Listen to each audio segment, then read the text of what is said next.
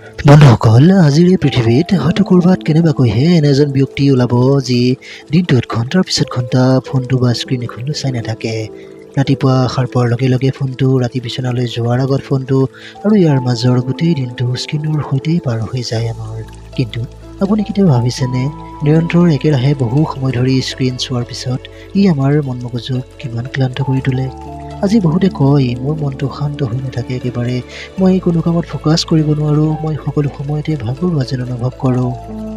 আৰু ইয়াৰ এটা ডাঙৰ কাৰণ হ'ব পাৰে আমাৰ অহৰহ সময় অনলাইন উপস্থিতি। যেতিয়া আমি ছ'চিয়েল মিডিয়াত ৰীল চাওঁ, প্ৰতি কেই ছেকেণ্ডৰ মূৰে মূৰে এটা নতুন ভিডিঅ', নতুন বিষয়বস্তু, আমাৰ মন মগজু অহৰহ উদ্দীপিত হৈ থাকে। লাহে লাহে আমাৰ মন মগজু এই দ্ৰুত মনোৰঞ্জনৰ প্ৰতি আসক্ত হৈ পৰে। তেতিয়া আমাৰ বাস্তৱ জীৱনটো লেহেমীয়া আৰু বিৰক্তিকৰ যেন অনুভৱ হ'বলৈ আৰম্ভ কৰে। কিতাপ পঢ়াটো কঠিন হৈ পৰে, নীৰৱে অলপ সময় শান্তিৰে বহাটো অদ্ভুত যেন অনুভৱ হয় আমাৰ। আৰু ফোনটো নোহোৱাকৈ কেইমিনিটমান সময় কটোৱাটো আমাৰ বাবে কঠিন হৈ পৰে।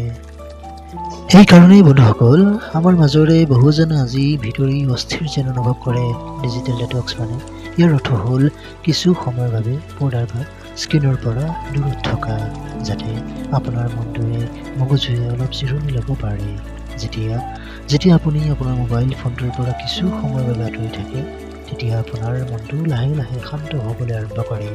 আপুনি সৰু সৰু কথাবোৰ লক্ষ্য কৰিবলৈ আৰম্ভ কৰে, যেনে ৰাতিপুৱাৰ বতাহজাক, প্ৰকৃতিৰ শব্দ আৰু আপোনাৰ মনৰ শান্তি। বন্ধুসকল, ইয়াৰ আৰম্ভণি হয়তো ইমান সহজ নহ'ব। বাৰে বাৰে ফোনটো চাবলৈ মন যাব, কিন্তু মনত ৰাখিব, প্ৰতিবাৰ আপুনি যেতিয়া স্ক্ৰীণৰ পৰা অলপ দূৰত্ব বজাই ৰখাৰ চেষ্টা কৰিব, তেতিয়া আপুনি আপোনাৰ মন মগজুক হিলিং হোৱাৰ, তাক সুস্থ হোৱাৰ এটা সুযোগ দি আছে।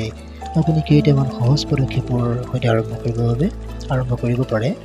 ৰাতিপুৱা সাৰ পোৱাৰ লগে লগে ফোনটো নাচাব। খাই থাকোঁতে ফোনটো বা স্ক্ৰীণ আঁতৰাই ৰাখক। ৰাতি শোৱাৰ আগতে ফোনটো নোচোৱাকৈ কিছু সময় কটাবলৈ চেষ্টা কৰক।